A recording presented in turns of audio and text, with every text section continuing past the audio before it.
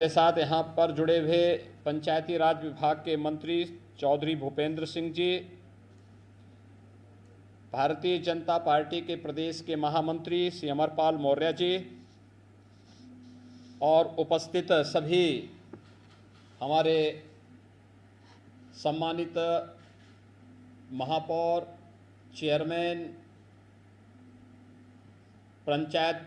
के हमारे ग्राम प्रधानगण, पार्षदगण, सभी माननीय सांसद, विधायक, क्षेत्रीय अध्यक्ष, जिलाध्यक्ष और अन्य सम्मानित पदाधिकारीगण और सभी हमारे प्रत्याशीगण और उपस्थित भाइयों बहनों,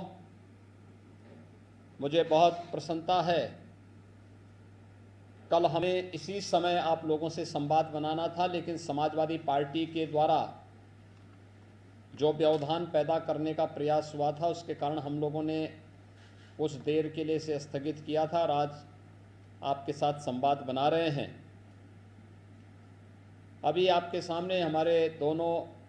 वरिष्ठ सहयोगी उप मुख्यमंत्री द्वय श्री केशव प्रसाद मौर्य जी का, श्री ब्रजेश पाठक जी का और प्रदेश अध्यक्ष श्री स्वतंत्र देव सिंह जी का महत्वपूर्ण उद्बोधन भी आपके सामने हुआ है। हम सब जानते हैं कि प्रदेश के अंदर 36 सीटों पर विधान परिषद के चुनाव वर्तमान में चल रहे हैं। इन 36 सीटों में से भारतीय जनता पार्टी 9 सीटों पर पहले ही विजय प्राप्त कर चुकी है और निर्विरोध भारतीय जनता पार्टी के प्रत्याशी यहाँ पर चुने गए हैं। शेष 27 सीटों पर चुनाव वर्तमान में चल रहे हैं। उत्तर प्रदेश जो देश का सबसे बड़ा राज्य है, उसके उच्च सदन के लिए यानी विधान परिषद के लिए इन 36 सदस्यों की एक बड़ी भूमिका होगी। याद करिए, जब सरकार का गठन 2017 में आप सबने आदरणीय प्रधानमंत्री जी के आह्वान पर प्रदेश में किया था, तब विधान परिषद में समाजवादी पार्टी का बोलबाला था और वह प्रदेश के विकास के हर कार्य में रोड़ा अटकाती थी, बैरियर बनने का काम करती थी। जैसे तैसे हम लोग उस समय विधान परिषद के अंदर प्रदेश के विकास के लिए, लोक कल्याण के लिए, गरीबों के उत्थान के लिए, नौजवानों के लिए, किसानों के लिए, मजदूरों के लिए, व्यापारियों के लिए, महिलाओं के लिए, समाज के विभिन्न तबकों के लिए लागू होने वाली योजनाओं को जैसे तैसे किसी प्रकार से पास करा पाते थे। लेकिन आज भारतीय जनता पार्टी विधान परिषद में भी बहुमत की ओर अग्रसर है और अगर ये 36 की 36 सीटें भारतीय जनता पार्टी जीतती है तो ये मान करके चलिए कि भारतीय जनता पार्टी के पास विधान परिषद में 2/3 से अधिक बहुमत होगा और भारतीय जनता पार्टी के पास विधानसभा और विधान परिषद में 2/3 से अधिक बहुमत के कारण भारतीय जनता पार्टी को प्रदेश के अंदर विकास के कार्यों को आगे बढ़ाने, विधान मंडल के अंदर किसी भी प्रकार की कोई परेशानी विकास के लिए, लोक कल्याण के लिए, गरीब कल्याण के लिए और पंचायत स्तर पर या फिर स्थानीय निकाय स्तर पर विकास की योजनाओं को द्रुत गति से आगे बढ़ाने में किसी प्रकार की फिर कोई भी व्यवधान हमारे सामने नहीं रहेगा। और इसलिए हमारे लिए बहुत महत्वपूर्ण है ये 36 सीटों पर विजय प्राप्त होना। मैं धन्यवाद दूंगा उस क्षेत्र के सभी मतदाताओं को जिन्होंने 9 सीटों पर पहले ही भारतीय जनता पार्टी के प्रत्याशियों को निर्विरोध चुनाव जिता करके और उन सीटों को भारतीय जनता पार्टी की झोली में डाला है। यानी 36 में से 9 जीतना, यानी 25% सीटों पर 1/4 सीटों पर हम पहले ही जीत चुके हैं। शेष 3/4 सीटों पर 27 सीटों पर हमें चुनाव के माध्यम से विजयश्री का वर्ण करना है और इसी के लिए मैं आप सबका आह्वान करने के लिए आया हूँ। आप सब जानते हैं हमारे जो सम्मानित ग्राम प्रधानगण हैं, 58,000 ग्राम पंचायतें प्रदेश के अंदर हैं। आदरणीय प्रधानमंत्री जी ने 2014 में प्रधानमंत्री बनने के बाद ग्राम पंचायतों को विकास की धुरी बनाया और विकास की धुरी बनाने के बाद आपने देखा होगा केंद्रीय वित्त से भी और स्टेट फाइनेंस से भी हम लोगों ने राज्य के विकास के लिए और ग्राम पंचायतों के विकास के लिए जिस तेजी के साथ कार्य करना प्रारंभ किया, 2100 करोड़ रुपए हर वर्ष हम ग्राम पंचायतों के विकास के लिए राज्य से और केंद्र से उपलब्ध करवाने का कार्य कर रहे हैं। यानी ये विकास का कार्य किस रूप में आगे बढ़ रहा है, यह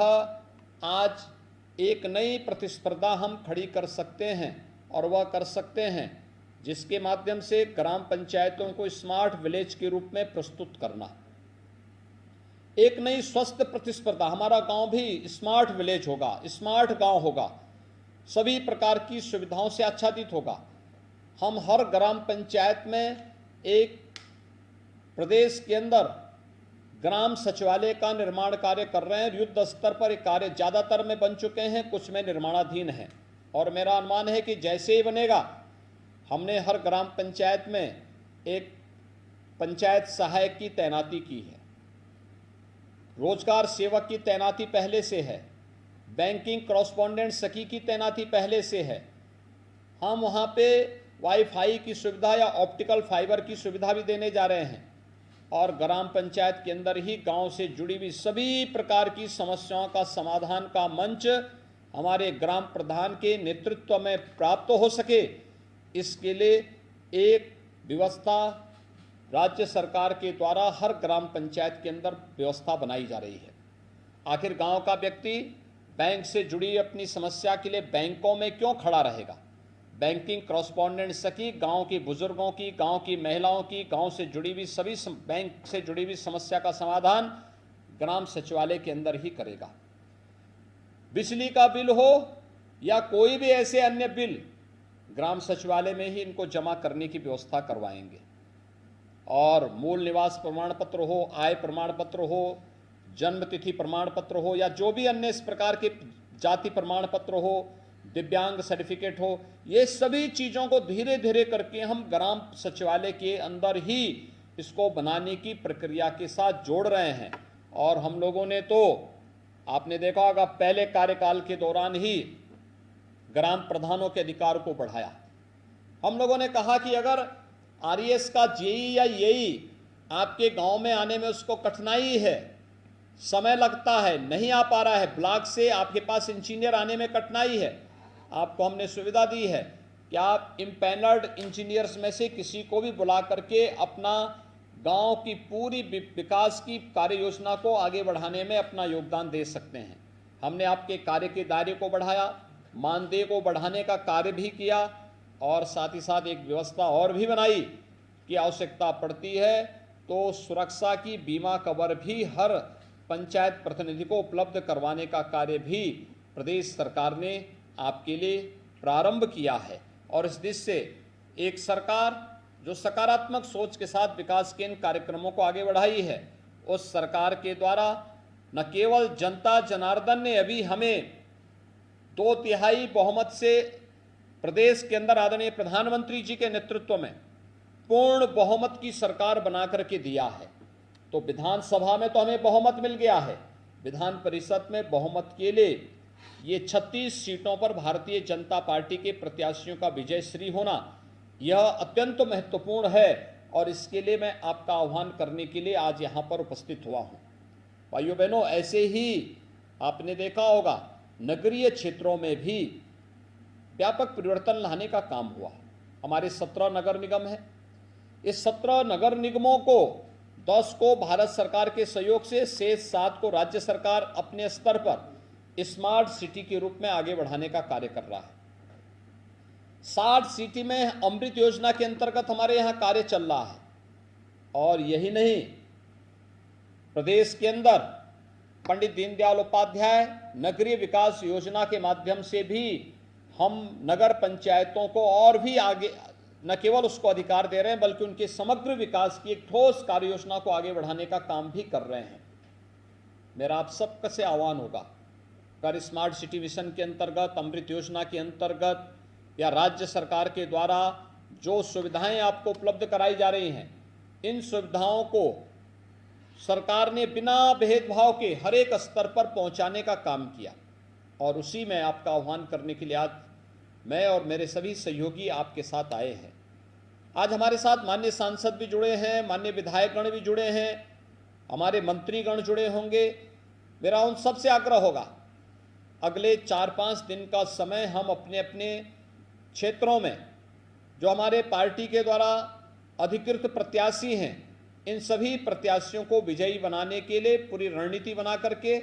और विधान परिषद में भी पूर्ण बहुमत का हम सब के पास समर्थन हो, इसके लिए उन्हें विजयश्री उपलब्ध कराने की दृष्टि से उस प्रकार की रणनीति स्थानीय स्तर पर पार्टी के द्वारा बनाई गई रणनीति के तहत हम कार्य करें। और जितने भी हमारे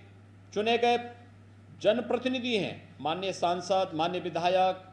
जिला पंचायत के माननीय सदस्य, क्षेत्र पंचायत के माननीय सदस्य, ग्राम प्रधान, चेयरमैन, महापौर, पार्षद, ये सभी ग्राम प्रधान, ये सभी लोग मिलकर के फिर से भारी बहुमत के साथ अभी आपने 10 मार्च को जो परिणाम दिया है, इस परिणाम ने एक बार फिर से देश और दुनिया के सामने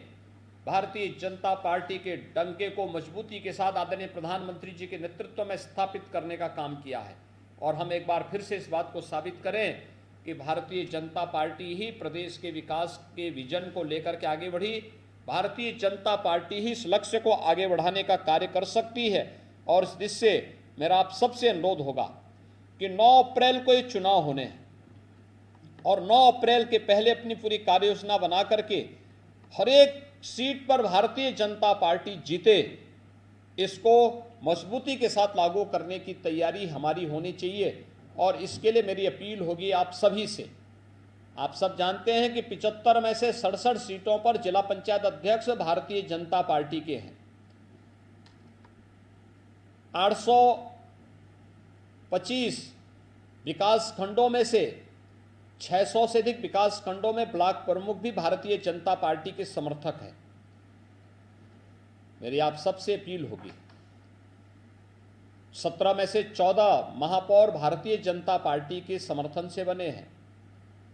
200 नगर पालिकाओं में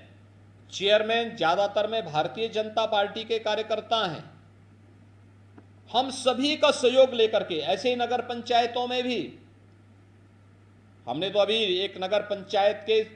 अध्यक्ष को भारतीय जनता पार्टी ने चेयरमैन भी, विधायक भी बनाया है। यानी भारतीय जनता पार्टी वह दल है जो ग्राम प्रधान से लेकर के चेयरमैन और पार्षद तक को विधायक बनाने की क्षमता रखती है। यहां परिवार नहीं, यहां जाति नहीं, यहां पर तो कोई कॉमन कार्यकर्ता भी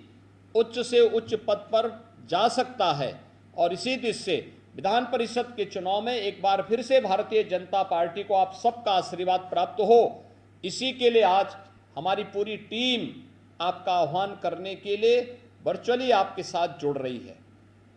यह संभव नहीं था कि हम लोग हर एक जगह जाएं, लेकिन मेरी अपील होगी कि मेरे प्रतिनिधि के रूप में, प्रदेश अध्यक्ष जी के प्रतिनिधि के रूप में, हमारे दोनों डिप्टी सीएम के प्रतिनिधि के रूप में आप सभी लोग, हमारे जो भी मंत्रीगण हैं, सांसद हैं, माननीय विधायक हैं, विधान परिषद के सदस्य हैं, वे सभी लोग अपने अपने क्षेत्रों में जाकर के भारतीय जनता पार्टी के अधिकृत प्रत्याशी को भारी बहुमत से विजयी बनाने के लिए अपना योगदान दें। और वहां पर उन लोगों का समर्थन, प्रत्येक मतदाता का समर्थन भारतीय जनता पार्टी के पक्ष में कराने की पूरी तैयारी करें, जिससे विधान परिषद में भी हमारे पास पूर्ण बहुमत हो और प्रदेश के विकास के लिए, प्रदेश में गरीब कल्याण के लिए, प्रदेश में लोक कल्याण के लिए चल रहे उस विजन को जो आदरणीय प्रधानमंत्री जी ने दिया है कि नए भारत का नया उत्तर प्रदेश बनाना है, तो नए भारत के नए उत्तर प्रदेश के लिए इस विजन को हम आगे बढ़ाने का कार्य करेंगे। कल से वासंतिक नवरात्रि प्रारंभ हो रही है। यह चैत्र शुक्ल प्रतिपदा है, भारतीय नौ संवत्सर है। कहते हैं सृष्टि के आरंभ की तिथि भी मानी जाती है। मैं इसके लिए आप सभी को हृदय से बधाई देता हूं, अपनी शुभकामनाएं देता हूं। जगत जननी माँ भगवती से प्रार्थना करता हूं कि आप विकास और सेवा के जिस अभियान के साथ जुड़े हुए हैं, ये मजबूती के साथ आपके जीवन को और भी यशस्विता प्रदान करे। इस विश्वास के साथ मैं एक बार फिर से आप सबका आह्वान करता हूं कि भारतीय जनता पार्टी के अधिकृत प्रत्याशियों को उन सभी सीटों पर जहां चुनाव 9 अप्रैल को होने हैं, आप विजय उपलब्ध कराने में, उन्हें विजयश्री उपलब्ध कराने में अपना योगदान देंगे। मैं एक बार फिर से वासंतिक नवरात्रि की आप सबको हृदय से बधाई देता हूं, अपनी शुभकामनाएं देता हूं। बहुत बहुत धन्यवाद। बहुत बहुत धन्यवाद माननीय मुख्यमंत्री जी। मैं इस कार्यक्रम के समापन